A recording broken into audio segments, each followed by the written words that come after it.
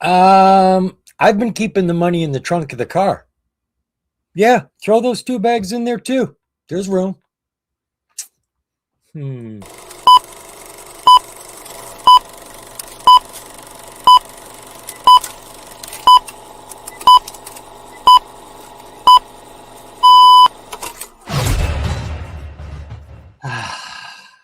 Hey, what's up, everybody?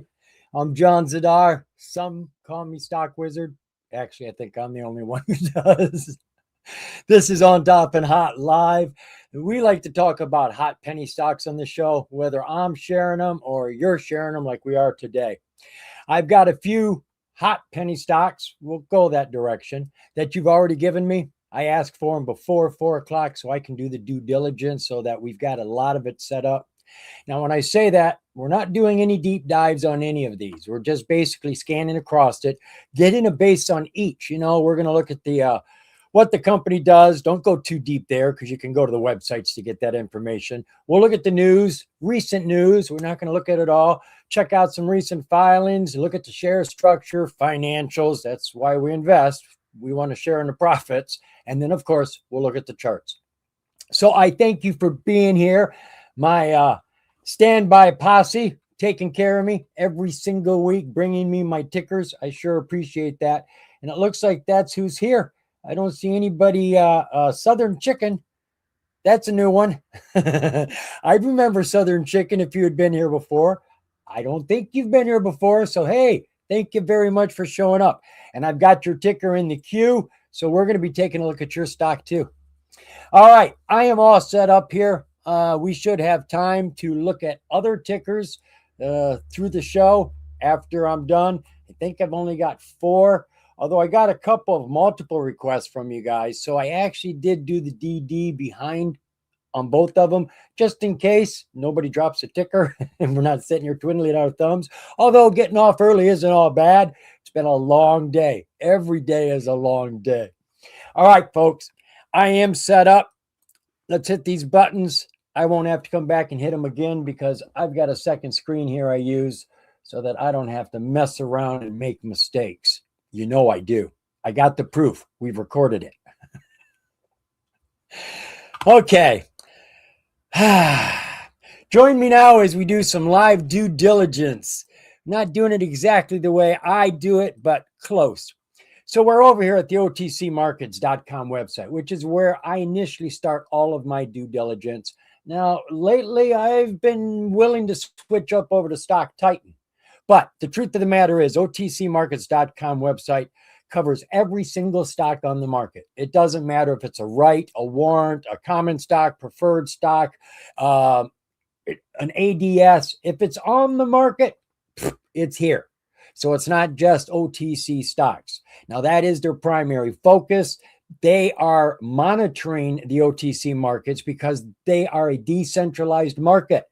The NASDAQ watches all the companies on the NASDAQ. Well, there's not one company that watches all the companies on the OTC. There's over 200 brokers down there, and they're each doing their own monitoring, and a lot of them ain't doing much of it at all. So this company at least puts a guardrail around the entire arena with rules that you've got to at least meet to stay here properly. So they give us a lot of information that you're not going to find on any other site. So the first stock we're going to take a look at comes to us. Nope, not that one. Stack. Really? Trades was in here first. I'm calling you Trades. You're changing your name up so often, people don't know who you are. So you can change it again. Just keep the Trades. We all know you. Trades has brought us Stack. This is Stack Inc. I thought I had this brought up. I don't, but I can. And I did. Boom. What do we got? Okay. You're going to find a common theme amongst a lot of these stocks that we're looking at today. Stack is an oil field maintenance company. They don't just maintenance the oil field. They take care of all the equipment, little equipment, big equipment. I mean, vehicles. They take care of it all. And business is hot right now for them because of the war. We really aren't going to find a whole lot of catalysts outside of what's going on over in the Middle East right now, which is all about oil. Whether they're fighting about oil or not, it interrupts the supply of oil. It interrupts shipping lanes that are going through there. There's a lot of ships that are backing up right now in that region, and it's not getting to where it needs to go to, which is going to affect the oil markets in all sorts of ways, bad and good. They got a super low float down there at 19 million. And we've got to look at one filing, which I couldn't find here. I got a footnote there to tell me to look at Titan. So Stack is a company in China. Now that's the strange thing here. We're talking about an oil maintenance company for China, out of China.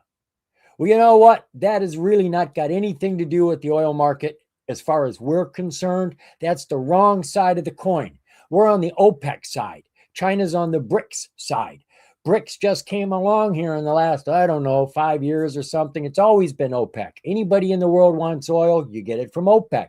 And OPEC only takes American dollars. So if you want to buy oil, you got to use our money, which is what's kept us on top of the world for a long time now.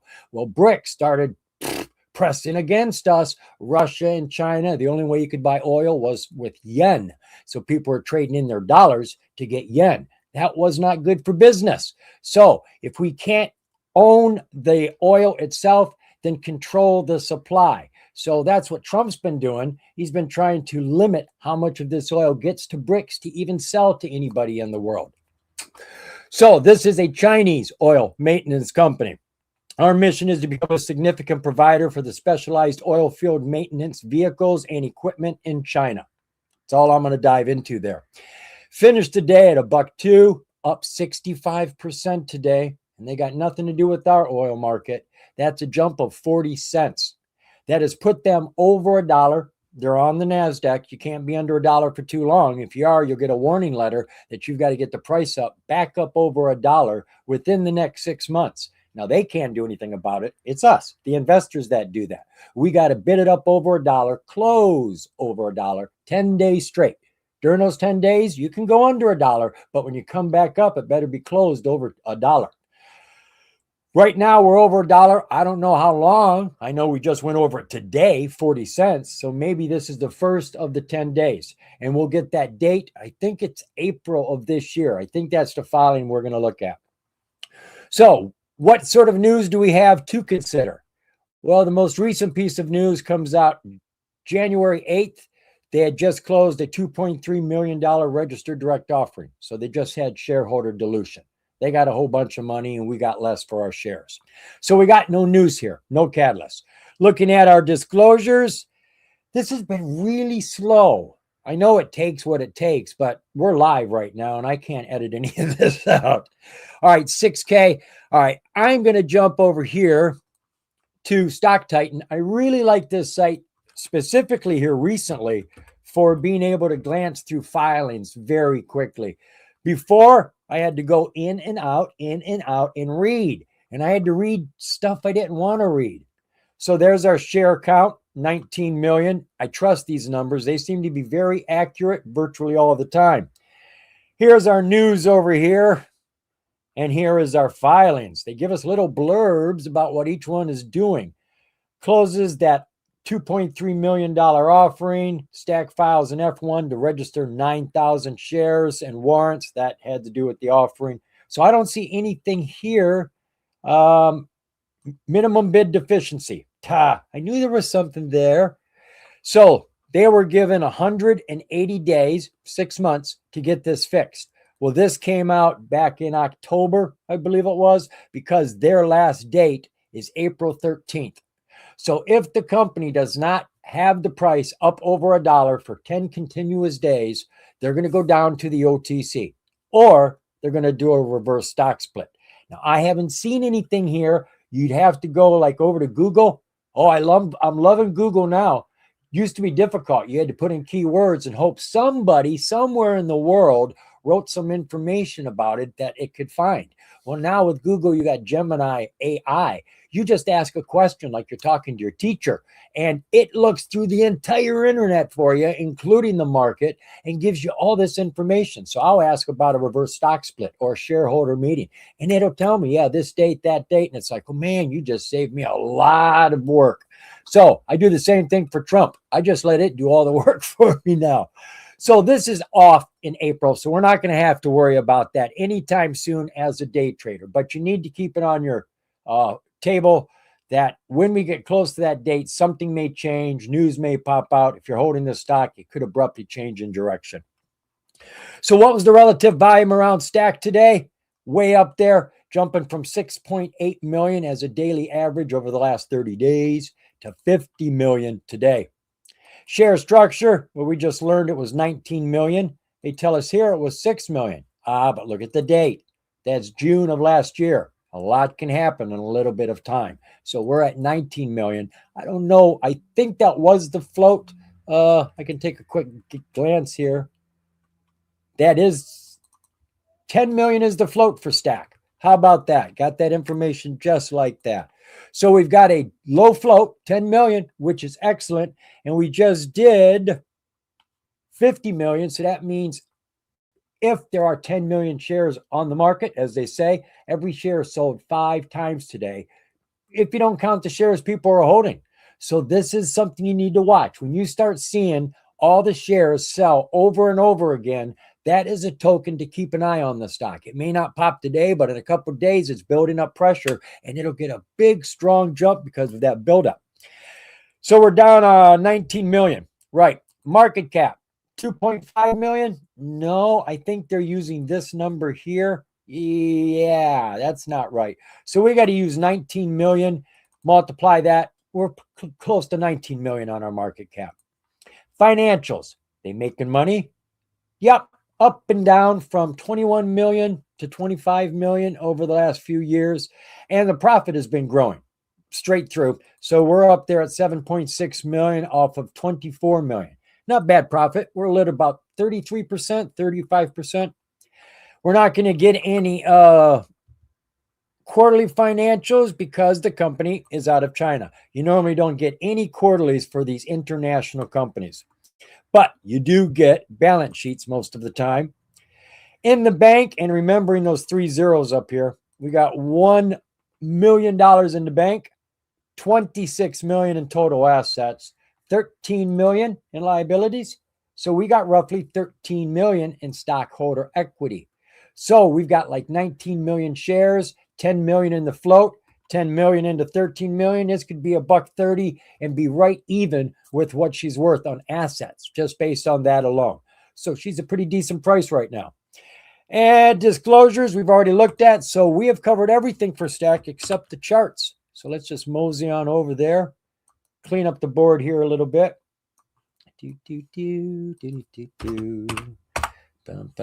Oh, sorry. B Stack. That sounds like a good stock. All right, B Stack. No, we're looking at STAK. We're over here at Thinkorswim. This is the free trading platform that you can only get from Schwab. And you know, if you like it, you can actually get an account with Schwab and not trade with them.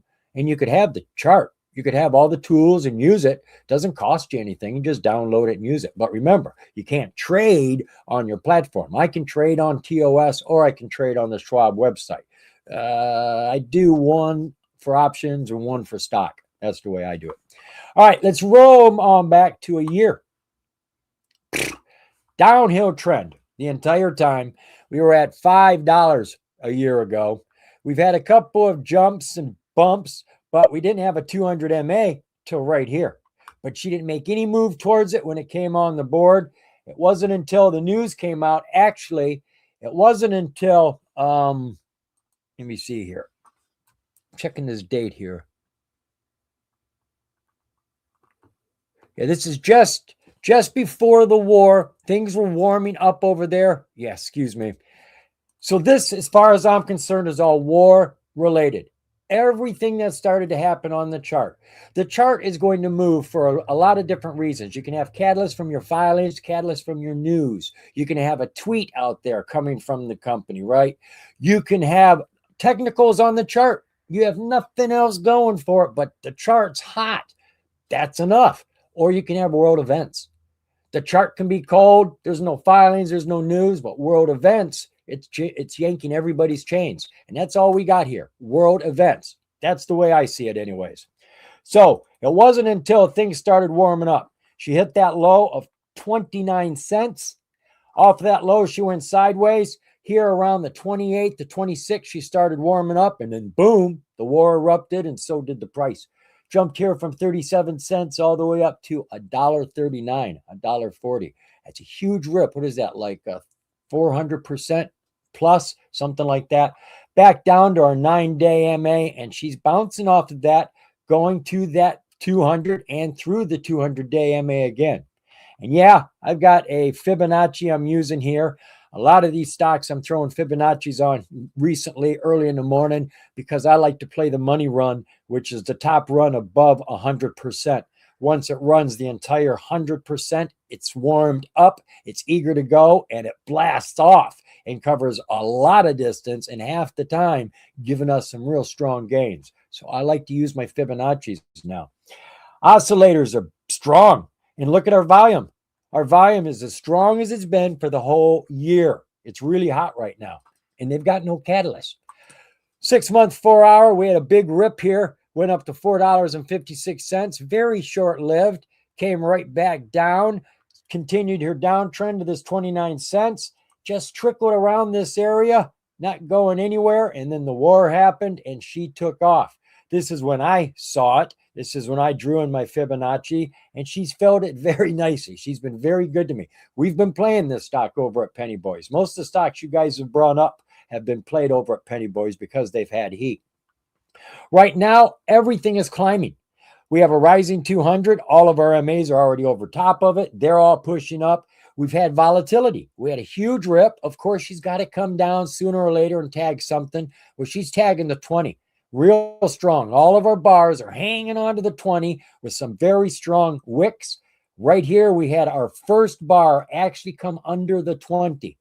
This was the worry part. This is where I would think it could come even further down, but she turned around, came right back up, and she is starting to take off again, showing a lot of strength. All of our oscillators are all pushing up right now on the 4-hour chart. 1-hour chart, nothing going on until the war erupted. Strong rip back down to the 200. There was her settling ground right there. She took off the 200, got very high, then came right back down to the 200. Bounced once, came down to the bottom of that Fibonacci, which was not here when I drew it. I drew it back here, pre-market, right on that bar right there. That's where I drew my Fibonacci, and it's been there ever since. So everything you see has been playing off of my Fibonacci. And right now, she is bouncing off the floor. Boom. Coming up here, look at that, folks. That's what I'm talking about, that huge rip right there. That is the money play. All of our oscillators are hot on the 1-hour chart. She's still showing a lot of heat, even though she's pulling back after hours. Now, let me see here. See if I can get to 15 minutes. All right, I want you to see right here, this gap right there. That's a perfect gap right there. So we're here at 0%, the bottom of my Fibonacci. We went downtrend, bounced right on top of it, and I drew this a day, 2 days ago, right? So it's just sitting here, still active. Hit it, bounced, started climbing, got on top of the 9. You can only climb when you're on your 9. Once she's on that 9, you got no fears, no worries whatsoever. She has gotten up over top of the 200 because she was in a 200 squeeze. Our 200 haul is pushing up. Our 200 MA is falling. Price is right there on the 50. We had little bars. Now all of a sudden they get big when she's on the 50, to and through the 200. She did not tag the 200 after she broke out. I usually expect that 9 out of 10 times. Well, she didn't touch it. She got close, but not. She got back to that 9-day and ripped and got all the way up here to $1.28. She has now broke the 20. We have a full bar underneath it, wicking down. I think she needs to tag that 200. I think she owes it. So I think it's coming down to the 200. That's my best guess right here. All of our oscillators are rolled down and turning down. Our RSI, believe it or not, is turned back up. It's starting to climb. We can't see it on this chart, but you might be able to see it on that 5-minute chart. No. How about the 1-minute chart? Is there a green bar there at the end? Yep, there she is. That's what's got our RSI coming back up. So here on our 1-minute chart, she did come through the 200, bouncing off of that 78%. 78%, which is above the 50. You're in the green zone on your Fibonacci. As long as you stay in this zone, likelihood of going up is more likely than going down. If you're under the 50% fib, chances of falling are stronger. So right now, she's in a good position. Is she going to run? Well, I don't know. I think I just heard a tanker got hit by a missile over where they were all parked and not being able to move. Well, that's going to be an ecological problem with an oil spill. But this is just more heat in the oil situation. That's oil that can't be delivered, right? It's not getting to wherever the heck it was going to. And that's one less ship that's going to be able to be delivering oil on a regular basis. So there's a lot of things that can affect the oil market. The war is just one of them. And this war, been going on for thousands of years, probably isn't going to end anytime soon. So watching oil, obviously it doesn't matter if it's American or Chinese, could be a good thing. When you see a stock start running with volume and it's floating on that 9-day MA, get in it. Get in it until it breaks the 9-day. Once it comes under the 9-day, get out of there. Take your money and run. We're all happy with that. That does it for stacks. Hope that works for you trades. Try to do my best. It's not always that, but I think about that. VVPR. Jason, good to see you, Mountain Man. What you doing, brother? Yeah, we'll probably get to that. Take a look at ILLR. Triller. Haven't looked at Triller in a long time. Are they still doing the same thing they were doing? Egads. MTech. Right. MTech, the warrant's doing good, but we're not going to be looking at the warrant, but we are going to be looking at the stock. When? I thought I got MTech. Did you give me MTech? Hold on here. No, you gave me Mobex, right? Okay. Whew. I think I looked at MTech at the end of the day over at Penny Boys. I was really busy at Penny Boys today. I just deposited more money into my account and they won't let me trade options on it. It's a cash account and I've got 2 good faith violations. So I got all these barriers stopping me from spending money I don't have. So I can't buy options and I can't buy stocks under $1. So I couldn't average down my Boo-Roo and a couple other stocks. I had to wait till they went over $1. I see them climbing, but I had to wait till they went over $1 before I was allowed to buy them.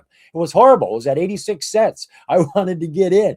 When it broke to 200, it was like, okay, it was at $1.02. It was over the 200. And that's when I got in. But options, that's really where I make my daily bread. And I can't do that for 5 days.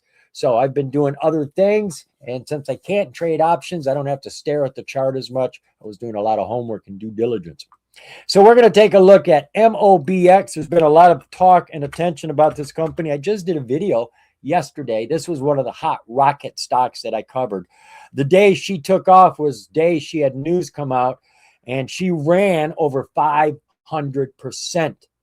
500%. I think it was like 17 cents to $1.40 or something like that. We're going to see. And the next day, she cooled down, but she's had some activity. Well, again, this is a stock that is based around the war. And as long as this war keeps going, or any war for that matter, there's a lot of companies that are going to be doing good business. Mobex Labs, they've had strong daily volume. We've got a filing to consider because of a reverse stock split they're talking about. And they've got hot news all wrapped around the war. So MOBX, Mobex Labs, based here in California, finished today at 86.5 cents, up, closing in on 6%, jumping almost a nickel today. Now, this is a hot penny stock on the NASDAQ. This is going to give you benefits over those OTC penny stocks. There's no transaction fees with major exchange stocks. You can trade them pre-market, aftermarket. Can't do that with OTC. And there's a lot more money and a lot more volume up on the major exchange, which as traders we need, especially day traders. And there's a lot more rules. Now, all those rules are for the companies to keep them honest, keep tabs on them, which is not what we get on the OTC. So this is a safer bet if you're investing your money. OTC penny stocks.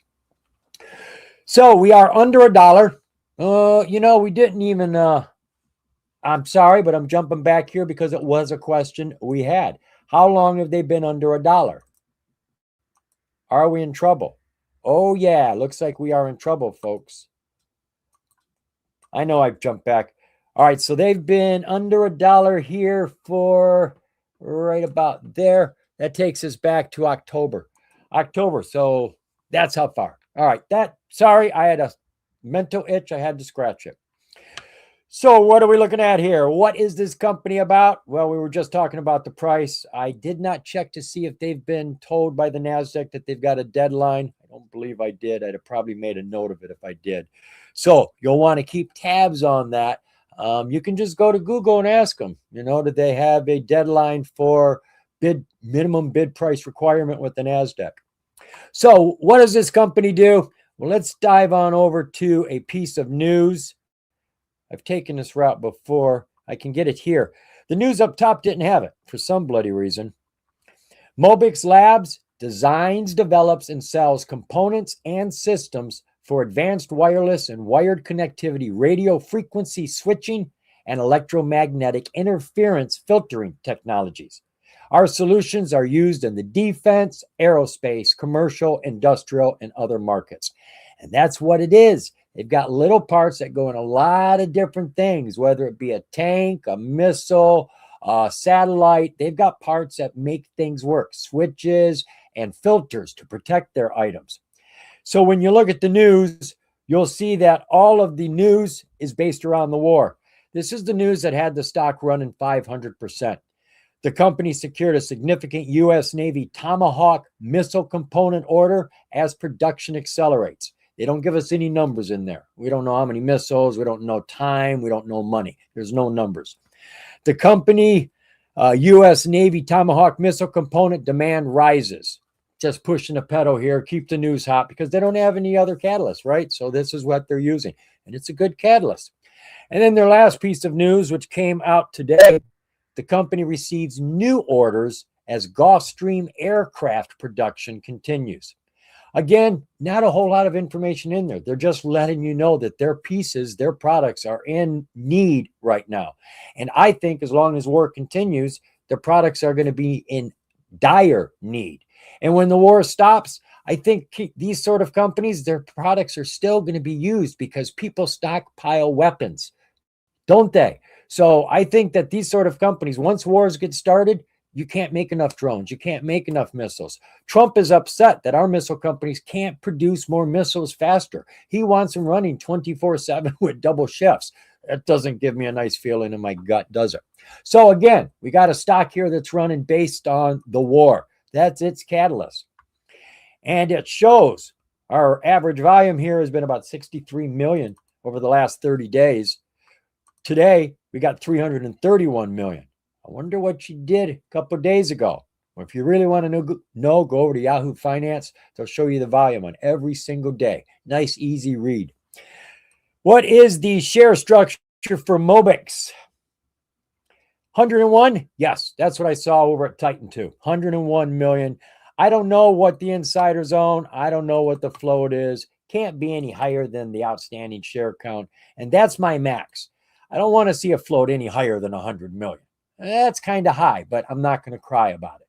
So worst come to worst, it could be 100 million. But depending on how many shares the insiders own, it could be considerably less. Market cap for Mobix, we're at about 83 million. Is Mobix making any money with everything that they're doing? Business is booming. Over the last 3 years, they have been jumping big time. Remembering those 3 zeros. We got 1.2 million, jumping to 6.4, jumping to 9.9. These are huge bounds in their revenues. And they've got huge jumps in their profits. They were losing money back here in 2023, almost $500,000. And then they were up 2.5 million. And now we're up 5 million. Business is booming. Quarterly reports we get, we are doing, well, look at that. Business has been dropping. As though it was climbing annually, falling quarterly from 3.1 million, steadily declining down to 1.8 million. Profits have been declining too. I got to presume, since this is December of 2025, that the first quarter of 2026 is probably going to be a lot better. But we don't have any word about that yet. Balance sheet for the company. Not a whole lot in the bank. Got about $250,000. Total assets, 33 million. Total liabilities is less, about 28. So we are holding stockholder equity here. So the company's making money. They're making profits. We're holding profits. Not a bad company. Could be better, but it's not a bad company. Disclosures. Did I say anything here about disclosures? News war. Oh, yeah, we got a reverse stock split to consider. So rather than wait for this to come up, dive in, try to read it, I'm going to come over here to my other pal. We'll just use Stock Titans AI to make my job a little easier and faster. Plus, this gives your eyes a break. All that white, I know how bright that could be. So this is kind of nice. I did look for a dark page on OTC. They don't make it. No, you got to go with the bright white. So there's our share outstanding, 103 million. Here's our news over here. You can catch up with what's going on there. And our filings, lower stockholder meeting quorum, reverse stock split, up to 150. Okay. The company is soliciting votes for their 2006 annual meeting to elect directors, ratify PricewaterhouseCoopers. I don't know what they're ratifying, an acquisition, a merger, a purchase agreement. I haven't done a deep dive there, but they're ratifying something, and approve a reverse stock split. It can be anywhere from a 1 to 10 to a 1 to 50. When is this going to happen? We don't know. They don't give us a date. All we know is that they're thinking about it. The board links the split to a NASDAQ compliance following April 28th, 2025. Holy cow. Wow, folks, that's more than 6 months back. So this company's probably been in hot water for a long time. They came up and barely got their head up over water, looked good for a bit, and then came back down. So they've been in trouble for a while here. Now, real quick, I don't want to belabor this because I know we got more stocks to look at, but in a reverse stock split, if you are in that company before they do the reverse stock split, you may want to consider selling and taking whatever loss you've got before they do the split. Let's say that you're down 10 cents and they do a small 1 for 10 instead of the 1 for 50. You can do the math after that. A 1 for 10 reverse stock split takes your 10 cents and multiplies it times 10. So now you're $1 off of whatever new price there is. Well, a lot of times after these reverse stock splits, because they have so few shares, it's so low, first thing they do is a public offering and throw a whole bunch more shares on the market, diluting what little shares you would have left, making the gap between your average price and your actual price now humongous. And the only way that you're going to recoup those losses is to start pouring money in and averaging down. And it's a horrible cycle. Take it from a guy who's an expert on this now. I've been trading since 2018 when I was ignorant to where I'm at now, whatever you want to call this level.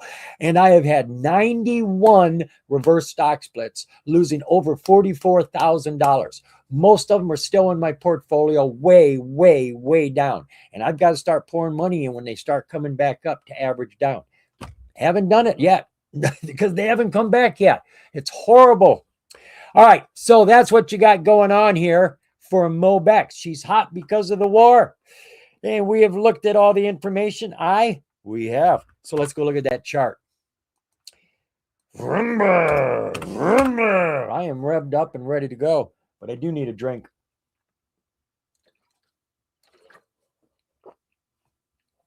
I'm telling you, man, nectar is the way to go. I love it. You know, every carbonated drink steals oxygen from your body. Every carbonated bubble is looking to be a CO2, and it's only a CO1. So it's running around your body, grabbing oxygen, becoming CO2. It's horrific. Don't drink pop. So we're looking at MOBX. Got this opened up to a 4-hour chart, but we'd like to see the yearly chart so we can get a 52-week high of $1.44, which we hit in September, and a 52-week low of 13 cents, which we hit in February. She has been on a down trend, but she had a break right here. We actually got our falling 200 to go flat, and she took advantage of it. Don't mind the gender, she. It's he, she, and it. It depends on what sort of mood I'm in. She broke out as soon as it went flat. She took advantage, jumped, and then came back down underneath it, which is par for the course. You break it for the first time, you come down to it or down to the next strongest MA. Strongest MA down here is the 50. Bounced off of that, went right back up. We hit a high of $1.44. Now we've got a rising 200. She's ready to run. So why the hell did she fall? I don't know. I don't know. She came through a rising 200, fell down to the other 200 with just as much power and strength, hung on to that, whiplashed back up on top of the 200 MA, which was already falling, and it's a losing battle from here. That 200 had so much gravitational pull, it yanked the price, and it just came down here to that 13 cents. And it wasn't until the news and the war all happened that things started to change here. And thank God for that. We are now over top of our 200 in a very big way. Everything is super duper strong on our yearly chart. Looking at our 4-hour chart, it's pretty much the same thing, just with a lot more tiny lines. So let's come on down to our 1-hour chart. Now there is a different chart, right? Wasn't doing squat diddly. Even after we hit this low, she stayed down there for a while, but you can't tell me one MA from another MA. They're all tied together in a knot. So it was right here when that first news came out about the Tomahawk missiles that she took off. And she went from 17 cents that first day. She hit a high of $1.24 from 17 cents. She continued up the very next day, pre-market, at $1.62. She never stopped climbing after market, pre-market, until she hit that high pre-market. And then she catapulted all the way back down. Now, this was a strange stock because she did run pre-market. She was taking off. Normally, a stock that's running pre-market, you want to get the heck out of, because it was so low closed yesterday that at open today, anybody who owns it is going to see profit, and they're going to sell right now. No due diligence, no checking to see why it's up. They're just going to sell. And you normally get a very fast dip. Bam. And smart money waits for all those sellers to take their money, and they start buying it up cheap, and then it starts going back up if you got yourself a strong catalyst. Well, this just kept running. This just ran on that 9-day, the entire day. Now we're on the 1-hour chart. Not too far back to go, even for a day trader. If your 1 minute and your 5-minute chart look like crap, you're scared, you're thinking of selling, hit the brakes, come back to the hourly chart. Is it over the 9-day? Don't panic. Don't even worry. If it's over the 9-day, you're okay.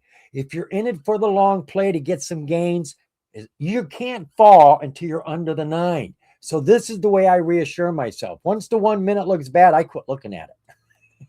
And I go find a chart that looks right. I do. And when the danger zone happens on a stronger chart, then I take it seriously. But the 1 minute chart, that's for entries and exits. When you know you're going to get out and get in, that's what you want to be looking at. But for the most part, you should be looking at a 5-minute. 5-minute. If things go underneath a 5-minute chart, start taking it seriously. 1-hour chart. Let's see. What did we see? We see a nice catapult, and she's come back down. Now again, right, I told you I've got my Fibonacci's drawn up on all of these. And I am waiting, honestly, for this one to break here. This is the football field. As you can see right here, it tells you it goes up to 100% from 0. I think of that as a football field. And it's running the entire length of the field. When it gets across that goal line, there's a celebration, and it normally runs to 161%. So this jump would go from $1.58 up to $2.58. That would be $1 run right there. And I expect it to go in between there, not all of it, but most of it. So I'm ready with my finger to hit that trigger. First red bar, I'm out. I'm not trying to get the most. I'm trying to get the most often. I want wins over and over again. I don't care if it's a little win. I like slot machines that give me $5 winners, as long as I didn't bet more than $5. I'll take any win. Any win is a good win to me. Heck yeah. I just don't like all the work. And that's what people are trying to do. They're trying to hit a home run so they can get a lot of money and do less work. Don't be lazy. Put in the time. Be consistent and patient. Coming down to our, let's look at our 5-day, 5-minute. So as you can see, this was a solid rip. This is 5-day, 5-minute. She's on the 9-day. Why would anybody get out of this stock? You could have run this from the bell. There's that dip, right? She was running. She came down. Some sellers sold, took their quick profits. Smart money came in, said, we're riding this bad boy up. And it never, ever left the 9-day MA the entire day. You could have easily taken this without sweating. You don't sweat until a full bar comes under the 9. If it's over the 9, the full bar, even on the 9, you're good. Don't worry about those wicks. Don't let those wicks. The wicks can get you excited, but don't let them scare you, okay? They can go deep, deep, deep, and the deeper they go, the better. As long as the bar is over the line, deep wicks mean it's going to jump high. It's a big pogo stick. Boom, mega monster. So we're in an uptrend on our, okay, this is the 15-minute chart. My bad, thought it was 5. It's been a long day. We are in an uptrend. Everything is climbing. Our 200 MA and our 200 Hall, 50 right in the middle, price right there between the two 200s. We're in a rising 200 squeeze. Folks, that sounds like a doozy of a pop to me. This is looking juicy. I'd be putting this on my watch list, except I already own it. Yeah, I missed this run because I was playing options. I was doing that week. Or was I? I don't remember, but I missed that. But I did get in about here. I got in about here, and she fell. I didn't think she would. And this was the stock I told you I had to wait. I had to wait for her to come up over $1. She was down low. Yeah, see, she was down here at 76 cents, and I had to wait for her to come up. And I bought it up here at a dollar too. And then she fell. And she's down here. And I think I averaged down today again because I do believe this company is going to be hot for a while. I don't see this war ending anytime soon. And this company is getting more and more Navy contracts. You know how the military is with the U.S. money? They throw anything at it. They don't even negotiate the prices. So I'm thinking this company is probably going to be hot for a while. May not always be climbing, but it's going to have some big jumps. And I do think over the long run, this company could be doing very well 2, 3, 4 years down the road. Boy, that's scary because that's saying there's going to be a lot of war in the world, isn't it? Well, anyways, moving on. Jumping on into the next stock because I've been yapping. We're looking at Mark Ryan's picker, his ticker, his ticker GXAI. GXAI.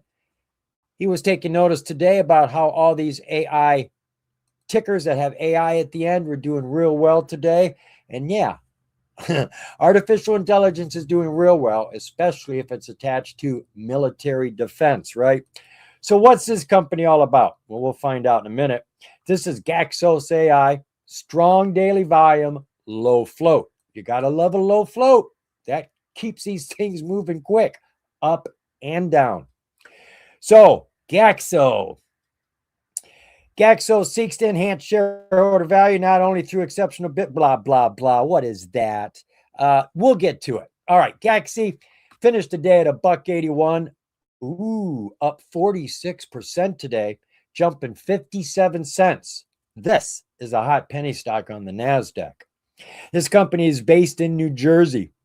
Let's get some information. We'll grab a, why do I always do that? Because you're old? No. Let's grab a description here of what this company does. Going into their news press. Gaxos isn't just developing applications, it's redefining the human AI relationship. Our offerings span health and wellness as well as gaming. We're committed to addressing health, longevity, and entertainment through AI solutions. Ta-da! And as you're going to see here, they've got a new one too. Inspiration. AI inspiration. I saw a movie on this a while ago. Looking at the news. Gaxo enters multi-billion-dollar digital faith market with the launch of Bible Pray AI. AI is going to pray with you. Imagine that. I don't know what it is. It just goes to show you there are no limits. AI will go everywhere and boldly. Then we've got other news here that we don't need to dive into. You'll see the relevance of each one of them. Amazon AWS funds Gaxo's AI sales platform development. Amazon AWS is paying for Gaxo's platform development. That's a big deal. The company's deal with Byte Plus Enterprise Technology Division of ByteDance. They've got to deal with ByteDance. That's a huge company that's out there right now. Gaxos acquires strategic stake in America First Defense, developer of advanced drone-based electronic warfare systems. Obviously, you're going to need to do some more due diligence. This company is getting into drones for the defense purpose, not for shipping packages or bringing you pizza. No, this is for dropping bombs or aerial reconnaissance or something like that. And the last piece of news, which came out today, America First Defense secures license from Navy for counter UAS system designed to detect, defeat hostile drones, which is a big market right now. When you have swarms of drones coming at you, how do you knock them all out of the sky? And now with these radio frequency interference filters, which you put on the drones, lots and lots of things that could kill the power or interrupt the data flow doesn't happen. They're being protected. Airplanes are being built with these now so that we can't target them in the air because there's so much electronics it could easily be messed with. So there's a big market there, not just for drones, for anti-drones as well.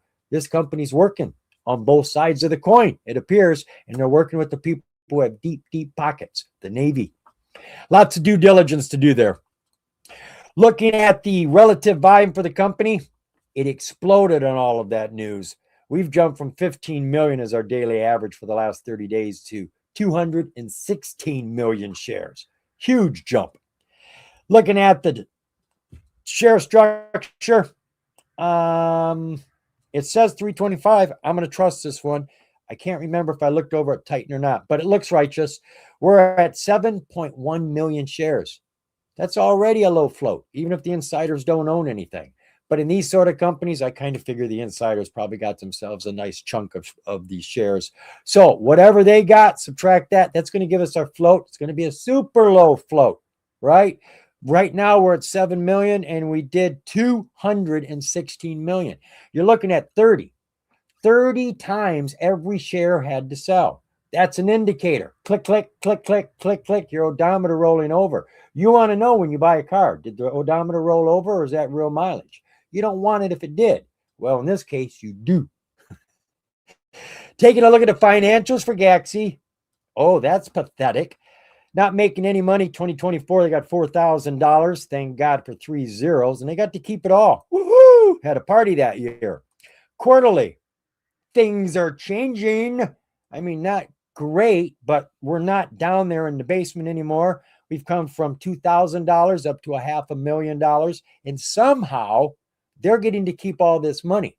So to me, it's not a product. It's not a drone. It's some application. It's some digital product. Digital products don't cost you a bloody thing. You can move them for free. You can sell them for free, duplicate them for virtually free. It's good money. That's how I made all my money, to be totally honest. I was selling a digital product for about 8 years, and then it got outdated. That's what happened. It got outdated, and whap, now I'm a day trader, and I didn't choose to be. Because my product got outdated, it got wiped out, and I ended up a day trader. And that was during COVID. Not a whole lot of choice back then. You did what you could, and I'm still doing it. Let's see, disclosures for the company. Right. I got to get in the habit now. I don't mind waiting if I'm sitting here, but if you're sitting here, I think we need to move along. So I'm jumping back to my brother's site, Stock Titan. You know, this is a free site. There is 1 minute delay on the news. It does make a difference, but you know, how many of us are really watching the news that close for 1 minute to make that much of a difference? GXAI. We got 9 million outstanding in the share count. Here's our news. And over here, Gaxo takes 19% stake in defense firm. So they got 20% of that company that they just acquired.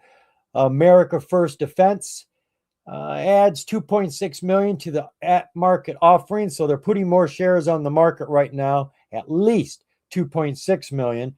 They said that was an add-on. There's another 3 million there. So that's 5.6 million shares. And what is the price of the stock?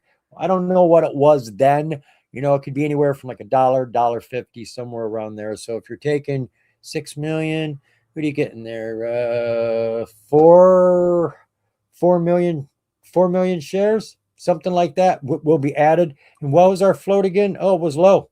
So it's still low, but that's not the point. The point is we're at about 8 million. And if you add 4 million, that's 50% dilution. 50% because you just added 50% of the float, right? 8 and 4. Now you got 12. So it's still a low float for newcomers, but if you're in the stock, that's a 50% dilution right there. That takes care of everything we need to look at. No, it does not. Well, I mean, over here, text-wise.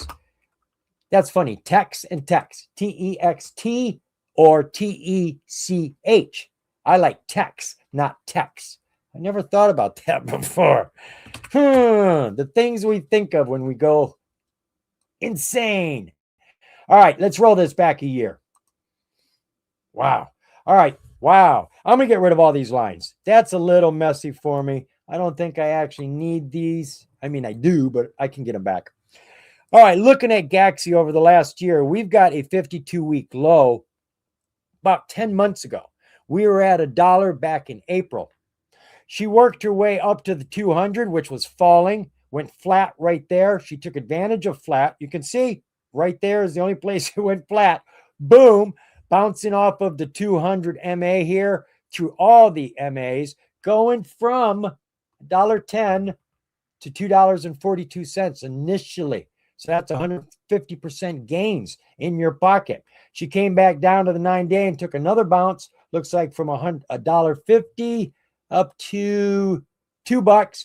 And then a third one, she gave us $1.70 up to $3. There was 4 days there of some serious climb before she decided to come back down. She came down underneath the 200, which is par for the course, right? That's her first breakout. You normally come down and bounce on it or down to the next strongest MA. The 9 and the 20 are not strong. Bounced off the 50, back up over the 200. Now, for some bloody reason, our 200 took one heck of a fall here. Now, it's probably this, because everything drags behind, right? This is 200 days. This happened then, so it took a while. Well, once that happened, it turned everything. We were in the midst of a climb, and now we've got a falling 200, which has gravitational pull, and it pulled the price to the 200. She struggled to hang on to it, did not want to go underwater. Blug, blug, blug, blug, blug. She's drowning. Now she's underneath every single MA. Now, I like this. Look at these pops. Big pops. Whenever our 200-day MA starts to go flat, it's going flat, boom, we get activity here. Nice jumps going from $1.18 up to $2.18. So you're looking at $1 jump basically for each one of these. That's good. Just remember to sell as she's climbing. Don't wait for red bars to be getting out. Just take gains as she's climbing. You're not missing anything if you go home with your pockets full. Trust me. Oscillators. Everything is climbing. Everything is super hot. Volume has been pretty hot here over the last couple months off and on, but it's not steady. We've got lots of down days. Looking at our 6-month, 4-hour view. Wow, look at those rips. Huge rips. Coming back down to the 200, respecting the 200, and then not respecting it. Coming down to the floor again, and then going crazy on top of the 200. Oscillators. Up and down, but mostly up. Lots of heat. Everything's looking strong. All because of the war. And, you know, I kind of figure that's probably what's going on. It's all about news. I'm thinking this stock relates to the news. If the news is a little cool today, the stock's a little cool. The news is really harsh. Somebody got assassinated or a new country got hit with a bomb. Boom, the stock jumps. That's the way it's looking to me. So we had lots of static hype here these last couple of days up on top of the 200 as all of our MAs were crossing the 200, giving us 3 or 4 golden crosses. And then news came out today, and she was off the chart from $1.20 up to $2.51. That's over 100% rip. She's come back down to the 9, but you can see the 9 is rolling. She's been pushing on that 9. She doesn't want to go under it, but she's heavy load, and she's pushing down on it. Chances are she's probably going to come down to the 20-day MA because she's a volatile stock. She bounces around a lot. She comes down, then she goes back up. Huge. So I'd be looking for those opportunities when she comes down to catch it going back up. Let me take a look at the 5-day, 15-minute. Nothing special here to say, except she's back down to her dynamic duo. There's your 200 haul and your 50-day MA. She broke the 20 strong. Normally when you see the price go through the 20 fast, doesn't even give it any love whatsoever, it will normally slow down at the 200 and the 50. It's not a guarantee, but nothing is. We're playing probabilities here. So this is our watch point right now. If it comes under this, well, you know, there's nothing underneath there. There's a lot of dead air here. You'd have to go down to the 5 and 1 minute to see if you got anything, but chances are she'd fall even further. And she very well could. This was a serious rip. Now, what I normally do is I'll grab my Fibonacci and I will punch the top and I will punch the bottom. And then I will grab my support line and I'll find the middle and I'll make sure that that is over top. And we're not, are we? Right? You want to stay in the green zone at the top, the red zone at the bottom. If you come underneath the 50, you're going to fall until you hit a strong MA, and then you're going to bounce in most cases, probability. So this looks like it has a very strong likelihood of bouncing here. She could just turn right back up around. And since we're going into aftermarket, pre-market, you never can tell what's going to happen there. That's the wild, wild west. The umpires are gone. Nobody throws the yellow flag for a stock being too hot. If it's running, it'll just keep running. Nobody's going to halt it. So right now, she's cooled down. She's going sideways, which means she's not falling anymore. She's chosen a direction. There's 3 of them, up, down, and sideways. She's going sideways right now. We need to see what's going to happen. We don't know. See if we can get any hint off the 5. I think she's coming down to the 200. She's underneath everything, and everything is a waterfall over her head, which is a term I'm trying to get people used to. Put an arrow on the end of each one of these MAs. Where are they all pointing? Each one of these is a waterfall. This is a 200-mile-per-hour waterfall. That's a 50. That's a 20. That's a 9. They've all got their own current. All the current is pushing downhill. How much volume do you think it would take to bust through every single waterfall? A lot. So we've got to just come down here, find something to sit on. We need to get on a floor somewhere and then hang on. Go sideways as the waterfalls pour on us and then level off and start coming up. And we catch the current of the water moving and the Dixie cup goes with it. Well, right now we're waiting for this all to change. So it is looking like it's changing, but it isn't going to happen like that. You got to give biorhythms time to flow. Waves don't have points. Waves roll. All right, we're done with that one. Get out of there then. What you guys doing over here?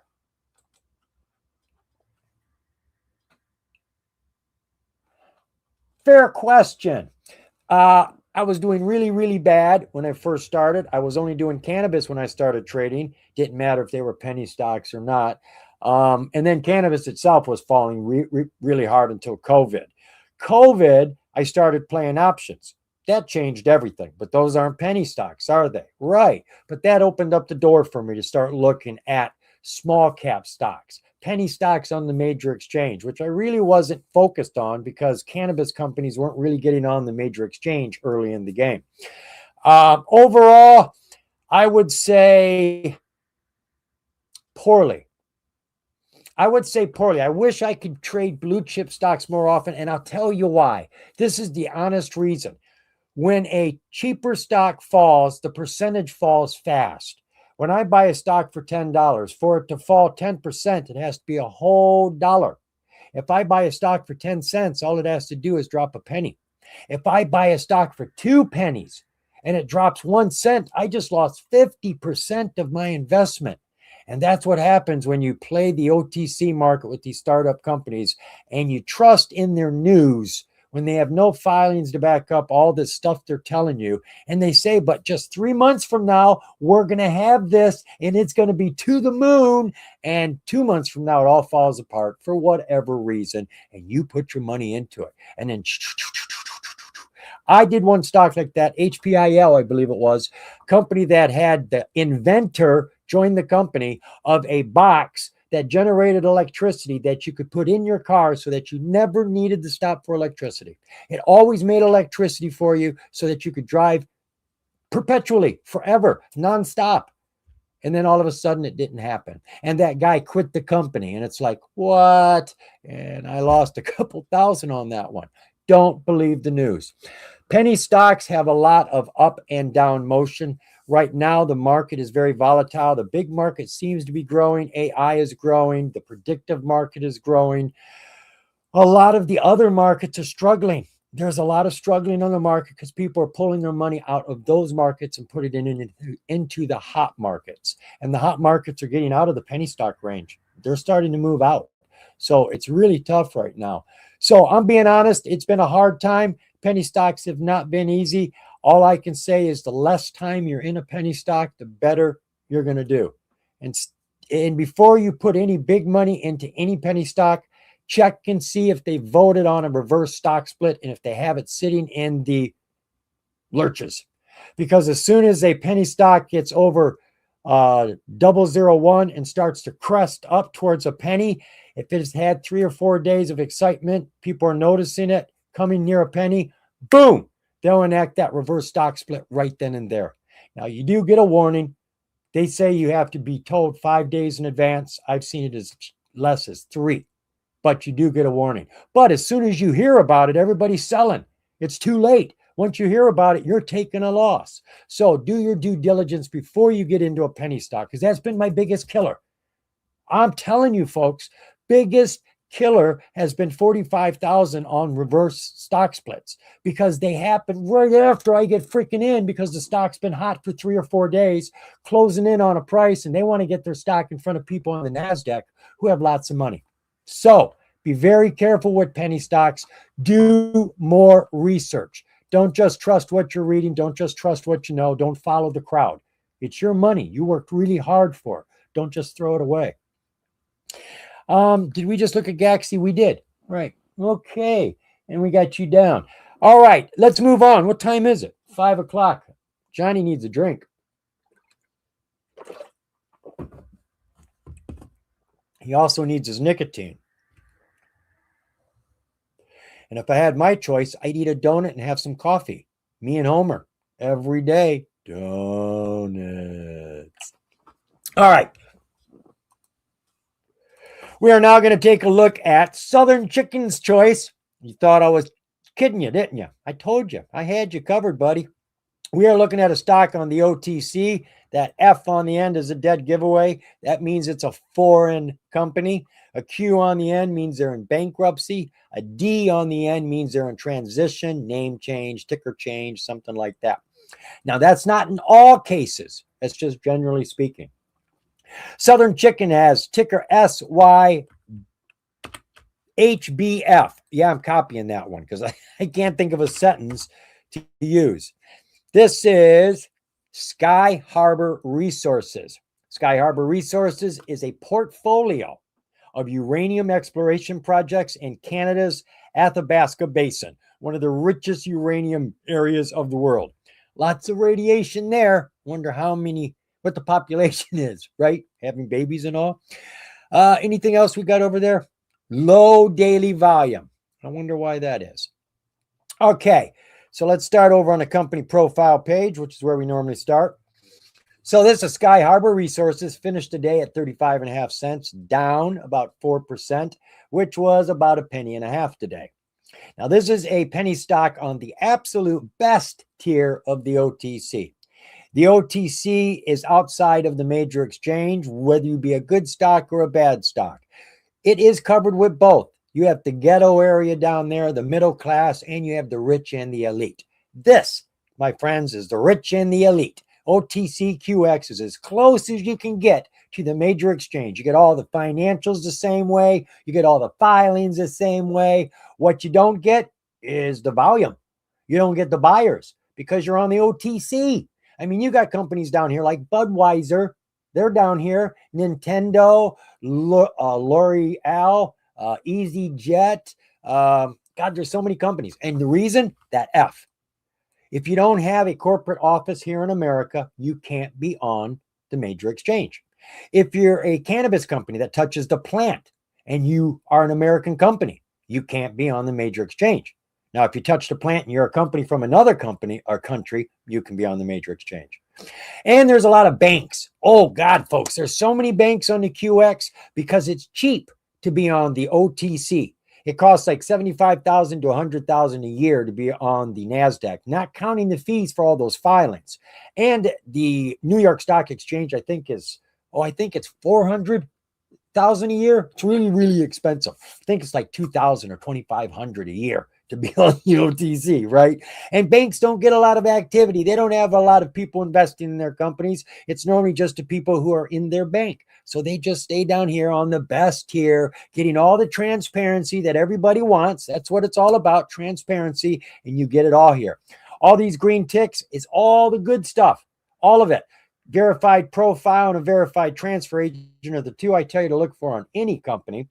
Penny stock exempt. This is great. This means that even though they are under $5, they're not considered a penny stock. Legitimately, legally, they're at 35 cents. Why is that?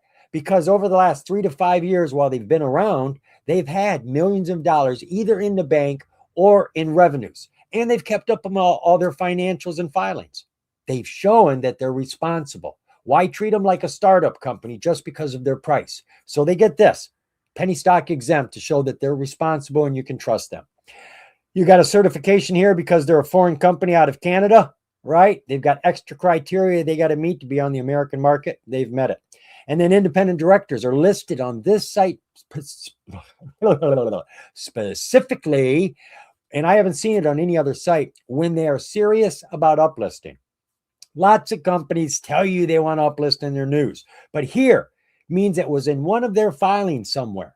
So they've got independent directors and they have aspirations of uplisting. Well, there's only one place to go from the QX, major exchange, which would be a great move for the company.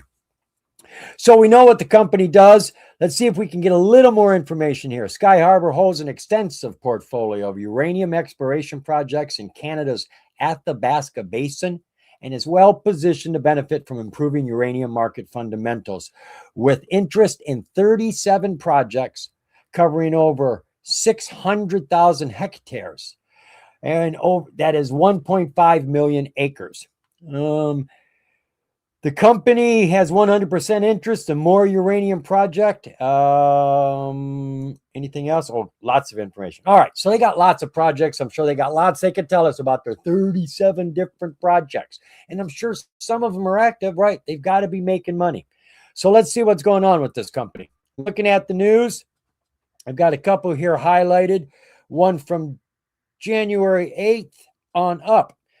On January 8th, the company announces additional uranium property staking, increasing total portfolio to over 662 hectares in the Athabasca Basin. So they just bought more. That's up. I think that's like 40,000 hectares they just added. Then here, Sky Harbor intersects high-grade uranium. This is a uranium exploration and development company, so they're always looking for more places for uranium.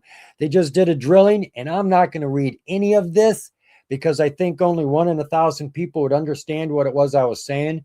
I wouldn't be one of the 1 in 1,000. And since I only get like 150 views on these things, probably isn't one of you either. Nothing personal if it is. So they're finding more uranium is the bottom line here. So that's all good. And then news that came out at the end of January, Sky Harbor announces major 2026 exploration campaign with Denison Mines at Russell Lake Uranium Joint Ventures. So another project, and they're working with somebody else on it. That's all great. And then they tell us they had a conference, which is old news that happened back in January, so we don't have to consider that. And that's everything that's going on. They're about uranium, they're exploring it, and they're developing it. How much development they've got, I don't know. I haven't done a deep dive, but maybe the financials will give us a little information when we get there. Looking at the relative volume, keeping in mind they're on the OTC, which just doesn't get looked at. Just doesn't get looked at as much as the major exchange. It used to. Look here, folks. I'm going to refresh this. That's got to kick up. That better kick up. Whew, thank God. Oh, horrible, horrible. Right here is the total share count for all the shares for the entire OTC market, which currently has 12,393 companies. There was 2.7 billion shares. Well, back before COVID, we were getting 60 to 70 billion shares a day. They've got a page here that shows you how many trades a company does, which used to be what I followed for the OTC stocks, because when a company starts doing thousands of trades, there's probably hundreds of people trading that stock. And that's what I'm looking for, crowd trading. I want lots of people, not just lots of volume. I want lots of people.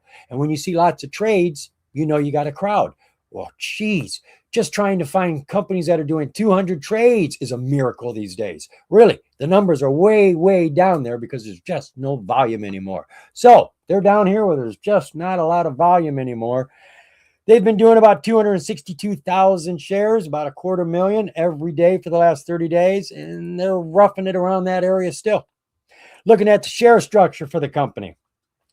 Up there at 212 million outstanding. Insiders own about 10 million. We get all the rest, about 200 million. Yikes. 100 million is where I draw the line. So you're double away from where I want to be. It's a lot of shares, but it's not horrible. We can live with it. Market cap, we're at 78 million for this company. Financials, let's see what we got. Uh-oh. They said development too. I presume development means you're making money. Exploration means you're spending money. Well, I know they're spending money and they ain't making any money. Nope, ain't not had a penny come in over the last 4 years. Looking at the balance sheet, we've got 2.6 million in the bank. Total assets for the company, about 31 million. Wow. Is that right? Okay, total liabilities. $367,000.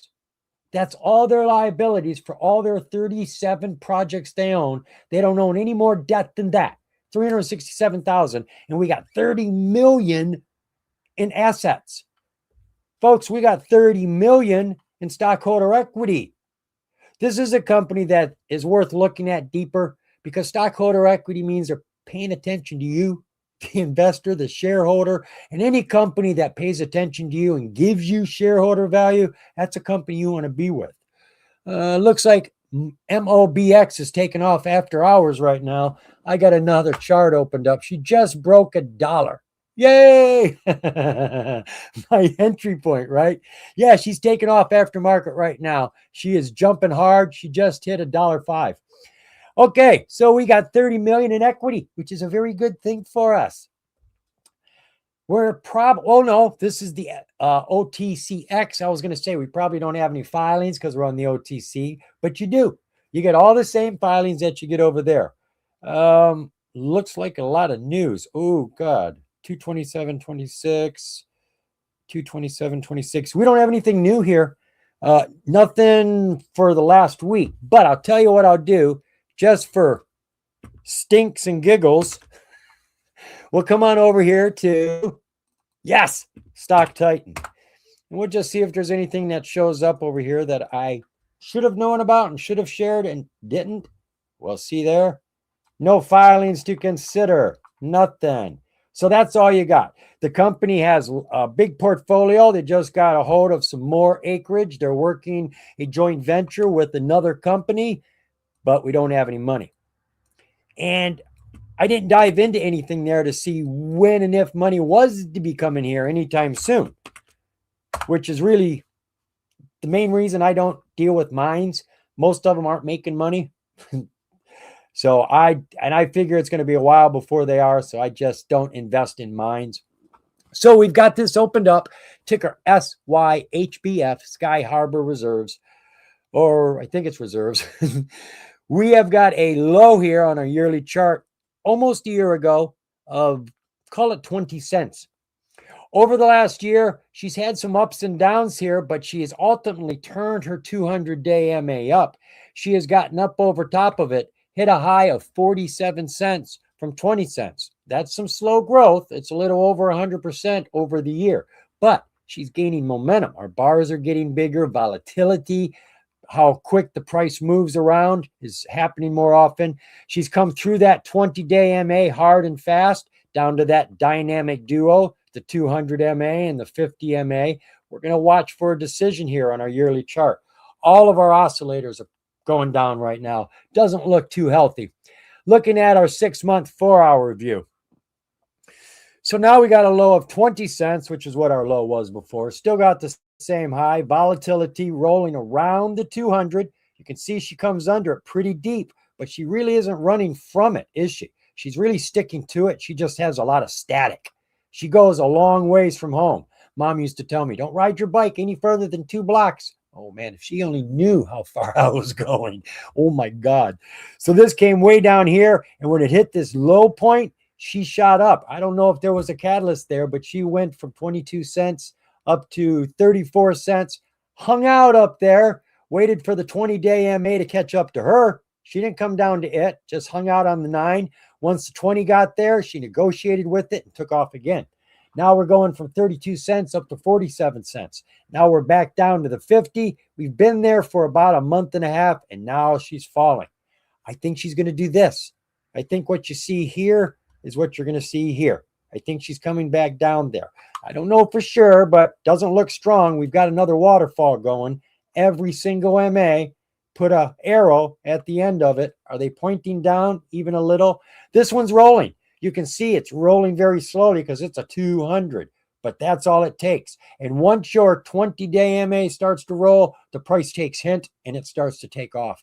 So this looks like it's coming down to the 200, which is down there about 30 cents. Take a look at our 20-day 1-hour view. Well, we got a high here of 41 cents. That was about 18 days ago. She is hanging around the 200 here as well. She really respects the 200 with a lot of static. She goes up and she comes down. She's definitely on a down push right now, hitting a low of 34 cents. We got a bar pushing up.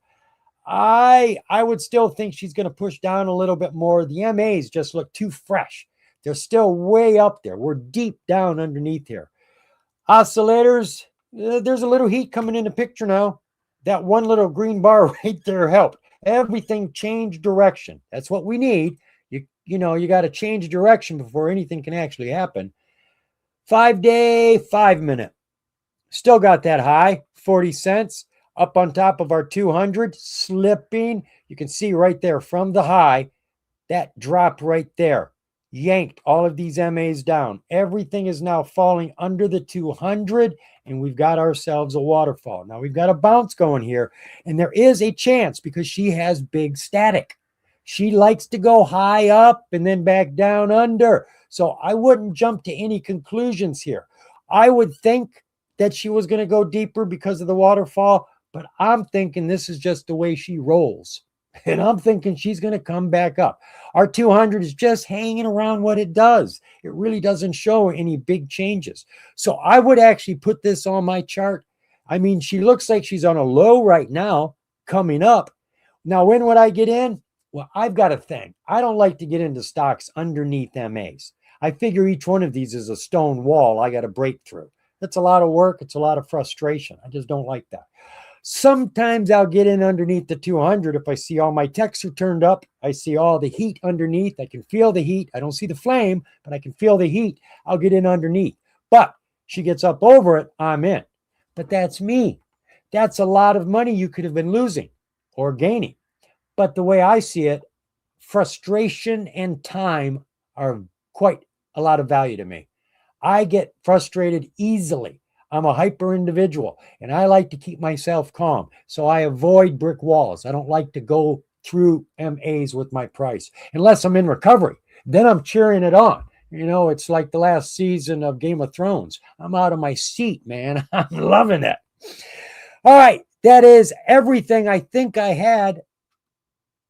Yes. Now, I thought if we had more time, I would have some DD put aside in case nobody gave me any tickers. I'm going to come back here. Now, don't forget to remind me. I got to hit my button if you guys want to see everything I'm looking at. You in the front seat with the yellow hat with the feathers. Yeah, remind me, please. By the way, I wanted to say, Belmore, thank you very much. I appreciate your concern. It has been hard, My younger brother dying a couple months ago, my mother dying a month ago. And right now we're in the midst of a big move. My nephew his family is growing fast, and my brother-in-law and sister, whom I'm with, have a very big house, too much room. So they're actually going to trade houses, and I'm not going to be here anymore. So yeah, there's been a lot of change and turmoil, but that's what life is. Life is constant change. I can't say it's been a great life, but I can say it ain't been boring. It has been an adventure. Would make one hell of a movie with lots of sequels. That's the word I'm looking for. Sequels. So thank you, Velmore. I appreciate it, hon. We got some talking going on here. Yes, like this video. Yeah, like this video, please, folks. I don't get paid by YouTube for anything anymore. They told me I won't get paid. I don't know. Well, I know why they put me back up, because they make money off of me. They get paid for all of the advertisement, but I don't get anything. And they said I won't get paid. So the only thing I get is appreciation. So please, can I have some appreciation, folks? Please. Sorry for the loss, sir. It's life, It's not fair. That's the first thing we need to teach our kids. Life ain't fair. That's the heartbreak, when you think it is, and it damn sure ain't. Hush. All right, we got enough time for me to get through one more stock here. I did have TPET. That's been a very hot stock. It's running on oil, which is war. Blah, blah, blah. It's something worthy of considering. I did the homework for it. You can go do it now, but I like it, but we're not going to cover it. There was another one, JZXN. I like that one too. The chart's starting to warm up. I did the due diligence on it because someone mentioned it, but they already had their stocks. I already gave them love. So I'm looking to give some love to somebody who hasn't gotten any. And I'm looking at Jason here. You're looking good, Jason. We're going to do VVPR. I haven't looked at this company in a long time. Isn't this that guy who went private selling his remakes, classical cars he was rebuilding? Let's find out. We're going to do this together. I just figured I'd throw that out there to see if my brain's still working. Thank you, Featherman. You the man, telling me to get my button gear over here and hit that button. I knew I could trust my followers. You guys are cool. So we are going to look at VVPR. Isn't that right? It is. Vivo Power International. All right. I've done no due diligence on this one, so we'll just go from one side of the page to the other so that I don't miss anything. It happens. VVPR, Vivo Power International, finished today at $2.08. She was down 2.8%. And she dropped about 6 cents today. She is a penny stock on the NASDAQ. Now, this is a company based over in the United Kingdom, the UK. They're in London, England. Vivo Power. Oh, Vivo Power, the trucks, the pickup trucks. That's what this is. Yeah, Tembo. All right, this company's got their pickup trucks that are electric. They've been a big deal over in the deserts. Over in Africa and stuff. Obviously, you can see they're into solar panels and generating power. They are now into AI data centers. We don't have time to go through all of this information. This is what takes most of the time, just trying to figure out what everybody's doing these days. Virtually everybody's getting into AI. But this gives you an idea of the different sectors that they are working in. The news is going to be wild with this one. Let's see here. Vivo Power International, together with its subsidiaries, operates a sustainable energy solutions company in Australia, Canada, the Netherlands, the United Kingdoms, the United States, the Philippines, and the United Arab Emirates. It operates through critical power services, electric vehicles, sustainable energy solutions, solar development, and corporate office segments. So there's a lot there to study. We're not going to study it. We are going to go take a look at the relative volume, though. Way down. She hasn't been kicking booty or anything, but she's been over 1 million shares for the last month as an average, 1.2. Today, she's doing like 1/5 of that. She's just a little over 250,000 shares right now. Share structure for VVPR isn't looking bad. We're less than 13 million with no clue what the insiders own. Can't be any higher than 13 million, which is okay by me. It could be a lot less depending on how many shares the insiders own. Market cap, we're at about 27 million. Taking a look at the financials for the company. Whoa. Well, they were doing very good revenues 4 years ago, but they were losing money doing it. 10 million, they lost $1 million. They did 4 million, it cost them 8 million to do 4 million. For every dollar they made, it cost them $2. I'm closing my doors. I can't stay in business like that. Then we're down to $16. Now we're back up to 61, but at least they got the profit going the right direction. Maybe that's it. Maybe things are just spinning the wrong way. They had to stop it, turn it back on the right way. Reboot works a lot. Quarterly reports. Well, we've got a company here that is based out of the United Kingdom, right? So we're not going to get any quarterly reports over here. It just works out that way for some reason. Balance sheet.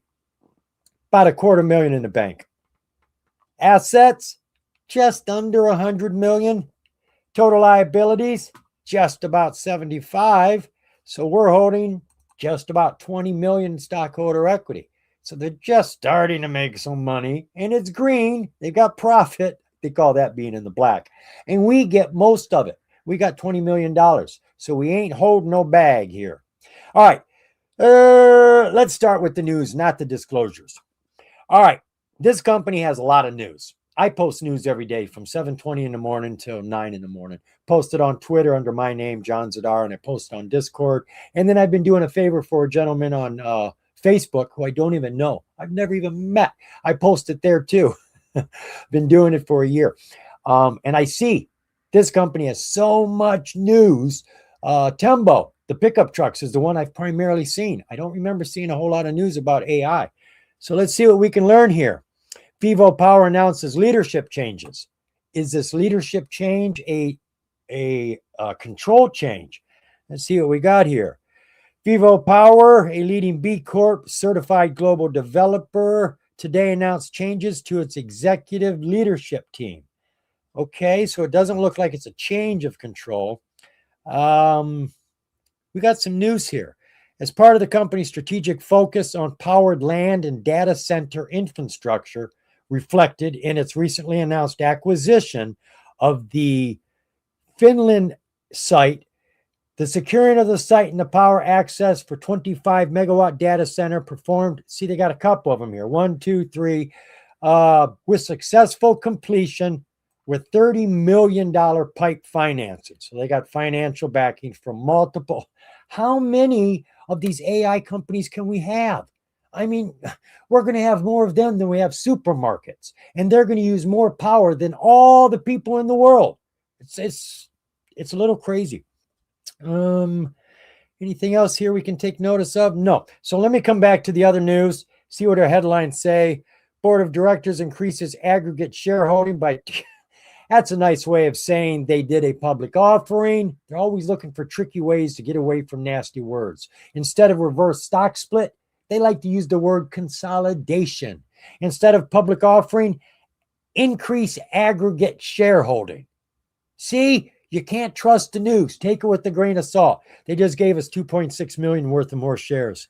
There's your 30 million in pipe offering for their sovereign AI data center platforms. Now, from what I understand, sovereign means private. That's something nobody else can get into. It's for some organization, some company, some country, some rich person, something like that. Vivo Power completes definitive agreement with K-Weather, advances strategic exit from digital asset holdings with no unrealized or unrealized losses. We were talking about that. I brought that up 1 or 2 weeks ago.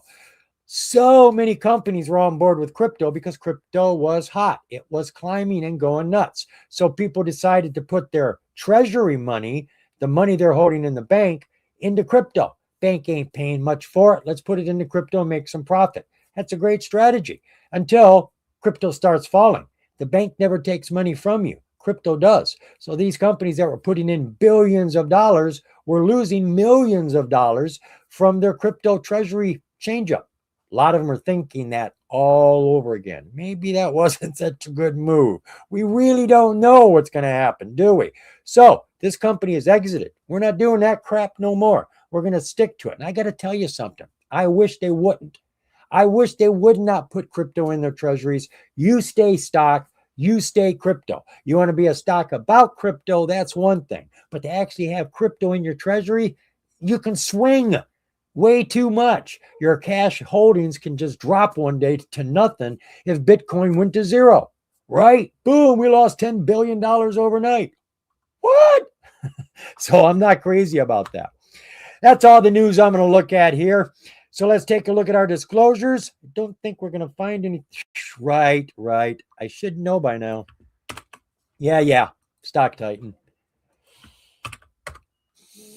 You do what you can do. Now, most of the news I was reading was Tembo, and I haven't seen anything about Tembo here recently. 16 million is our outstanding share count. There's our news. See if there's anything different down there at the bottom. Termination of at market. Termination of at market equity offering agreement. They were going to sell shares to somebody and said no. Or the other people said, we don't want your shares. Whatever the case was, they did not sell them. Changes to executives, secures $30 million in pipe financing. Former Vivo Power Group now reports zero ownership. So somebody here, this is the 13G. 13Gs are filed whenever insiders acquire or dispose. No, my bad. 13Gs are filed when a new person comes on board and buys enough stock, they own a percentage of the company, become an insider. Well, this is telling us they just lost one of those guys. He's now got 0% ownership. He's out. You don't have crypto anymore? I'm out of here. So our crypto guy left. I'm just making that stuff up. And then terminates offering. So we got nothing else here. So that is everything that's going on with the company. It looks like they're putting a lot of focus into these AI centers abroad in other nations, other countries. Sounds like they're all sovereign, which is going to be private income, private streams of revenue from, private sources of revenue. So they're going to be getting a lot of money from very few people, which will be consistent and constant. So let's go take a look now at, not that. I was just checking. I know we went from this side to that side, but it's been a long day. We're now going over to Thinkorswim, my playground. I have more fun here than over there. So we are looking at a 5-minute chart. Let's swing it back a year, find out our trend and our 52-week high and low. Well, so much for a trend. We have got an upside down cup here. It looks like an upside down cup and handle, right? Our handle is now going up if this was a cup and handle. And all of our highs and lows are all the way back a year ago. Our low is at 62 cents. That was a year ago. And then it went up to $8.88 in May of last year. So from March to May, 2 months, she went from 62 cents to $8.88. You're looking at roughly 1,200% run. And I don't have a clue what made it run. Maybe it was their treasury. Maybe it was. I don't know. After they hit the high, she came back down. All this time, she's been under the 200 until right here. But look at your other 200. Has just as much authority as the 200 MA. You cannot ignore it. And I know most of you don't even have it on your charts. Imagine that. HULL is what you'll find it under tools, and then you set it for 200. Once this turned down, game over. This is a 200. It says I'm falling. It takes a long time before it changes its mind. It was already in a downtrend. Boom.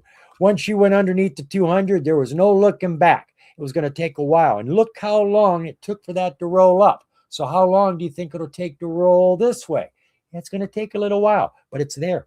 It's there right now. Every oscillator is just about flat. This is just about ready to turn up. We have a 200 squeeze. Price is just under the 50. Once that gets on the 50, it's going to go up.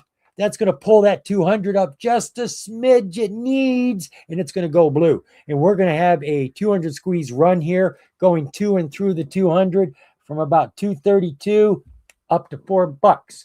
That's $1.70, isn't it? 230. That's right. That's a nice run right there. Is she going to do it? I don't know. Let's look at our other charts, see what they look like. 4 hour. There's that high of $8.63, downtrend down to $1. Now we've got a new low. We were at 62 cents on that side of the chart yearly. So this isn't a 52-week low, but it's low. We're down here at $1. Off of that dollar, she has bounced very quickly, which tells me investors were looking at this, checking her out. They seen a low bubble. They were wondering, is this undervalued? Must be, because she jumped immediately. It's a nice jump too. It went from $1 to $1.66. Came back down about the halfway point, about $1.33, and then she started getting excited here. Started jumping towards that 200. We like to see that. Once she got up on top of the 50, what happened? Look at the itty bitty bars, itty bitty things, and there it is on the 50. We're not even turned up yet, but you can see it's flat. She's already excited. She's ready to go. Boom, to and through the 200. Back down to the 9. Now we're turned up. She's on her 9 climbing. To and through the 200. Took a couple days before she came down. We had a run there from $1.44 up to $3.33. Solid. No stopping. That was for days. 3 days of running. Now we're back down to our 200, bouncing on it. But look at our MAs. They're rolling over. This was all coming down and back up. She rolled it back up. She went sideways when they went sideways, and now they're rolling down. She's rolling down too. And she does roll down far. She could come all the way down to there. $1.47. Very well could. Oscillators, even Steven. Everything's going sideways. Nothing to learn there. Looking at our 1 hour chart, there's that $1 low. Came up, going sideways for like a week. Then she got some heat. I don't know what, maybe a war. Well, it's close. This is February 13th right there.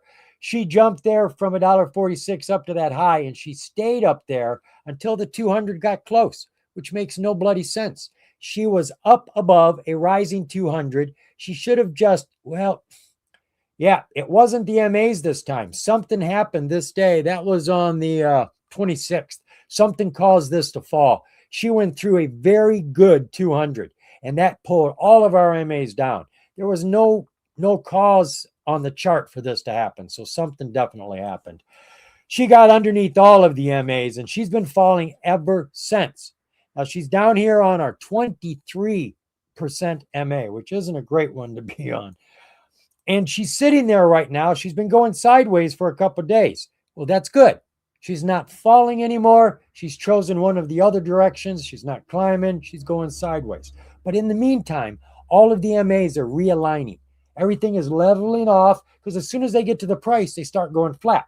And once they go flat, the price says, hey, I can jump up on that one, and I can climb on that one, and I can jump to that one, and you've got yourself a breakout. So right now, things are setting up on this chart as well for a breakout. Looking at our 5-day, 15-minute, sad, empathetic, running downhill for the whole 5 days.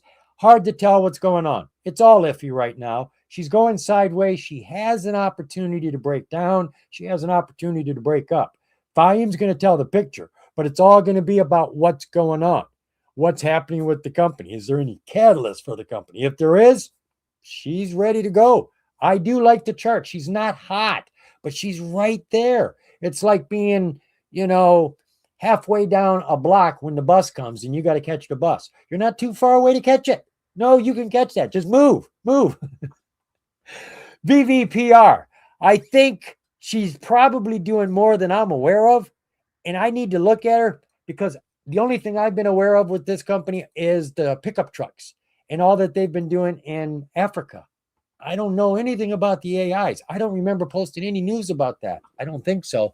But then there's so much AI news. Who can remember it all? Especially when you get to my age, It's already stuffed. My brain has had so much stuff in there, I can't find room for anything else. So every now and then, something has to squeak out. and you hear it. Comes out the other end. Cut it out. All right, folks. That is it. I am done for the day. Yeah, give me your likes, my friends. Give me your likes. And our condolences. Well, I'll take those too, but the likes feel better. Thank you for your focus. Thank you for your folks. See the brain. I need more THC, more nicotine, more caffeine, more sugar, more food, more oxygen. I really don't breathe enough when I'm talking to you. But then when you trade alone, there's no reason to be talking constantly for an hour and a half. And at my age, oh, I'm getting winded, I guess. Thanks, folks. Hopefully, one of these stocks caught your attention or something I showed you on a chart that you didn't think about. And don't forget about that money run. I think I'm going to make a video. I'm going to try to get that done this weekend. The money run video. How to set up your charts in the morning and be patient all day without any frustration until it gets right to the point to where you want to get in. Then you make the big bucks. That's the way I want to trade. Not 32 trades a day. Yeah, I made $600, but 32 trades a day. Whew, that's a lot of work. Taking 20, 30, 40 bucks at a time. Boom, boom, boom, boom, boom, boom, boom. Well, yeah, it's profitable, but I don't want all that frustration. That's worth more to me than the money is, believe it or not. All right, folks, I am out of here. I will see you next week, Thursday, 4 o'clock Eastern Standard Time. When the bell's going ding, ding, ding, I'm saying something stupid here at the beginning of the video just to get your attention. You guys ever catch that? I said something dumb today, too. I love you guys. You're my world. You are. This is my world now. All these screens around me. I'm not married. I don't have kids around. So thank you for being there for me every Thursday. See you next week, folks. Bye. No Home Alone.